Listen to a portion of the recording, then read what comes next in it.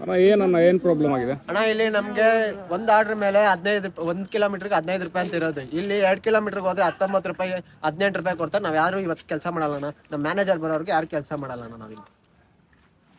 आप लोग वही है 1.5 किलोमीटर गया तो 18-19 रुपीज देता है, जो कि हमारा पेट्रोल भी नहीं आता है।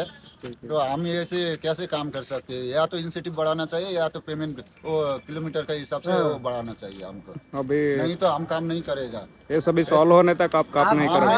काम नहीं ये सॉल्व होगा तो हम काम ಇಲ್ಲಿ करेंगे। ಏನೇ ಆಗಲಿ ಇವತ್ತು ಸಾಲ ಆಗೋವರೆಗೂ ನಾವು ಕೆಲಸ ಮಾಡಲ್ಲ ಅಣ್ಣ. ಫುಡ್ ಅಣ್ಣ ಬರಲಿ, ನಾರ್ಮಲ್ ಅಣ್ಣ ಅವ್ರು ಬರಲಿ, ಇವತ್ತು ಇಲ್ಲಿ ನಿನ್ಸ್ಬಿಟ್ಟು ನಮ್ಮ ಮ್ಯಾನೇಜರ್ ಬರೋವರೆಗೂ ನಾವು ಮಾತಾಡ್ಬಿಟ್ಟೆ ಕೆಲಸ ಮಾಡೋದು, ಎಷ್ಟೋ ತನ ಆಗಲಿ ಅಣ್ಣ. ನೋಡ್ರಿ ಇದೈತಿ ಪ್ರೆಸೆಂಟ್ ಸಿಚುವೇಶನ್. ನೀವೆಲ್ಲ ರೀಲ್ಸ್ದಾಗ ನೋಡ್ತೀರಿ 2,000 3,000 ಪರ್ ಡೇ ಅರ್ನಿಂಗ್ ಅದೆಲ್ಲ ಸುಳ್ಳು ಐತಿ. ನಾವೇನ ಪಾರ್ಟ್ ಟೈಮ್ ಮಾಡ್ತೇವೆ ನಮ್ಮದು ನಡಿ. ಬಟ್ ಇವರೆಲ್ಲ ಮಾರ್ನಿಂಗಿಂದ ಈವ್ನಿಂಗ್ ತನ ನೈಟ್ 16 ಅವರ್ಸ್ ಎಲ್ಲ ಕೆಲಸ ಮಾಡ್ತಾರೆ. ಬಟ್ ಇವರಿಗೆಲ್ಲ ಅಷ್ಟು ಪೇ ಔಟ್ ಆಗಲ್ಲ.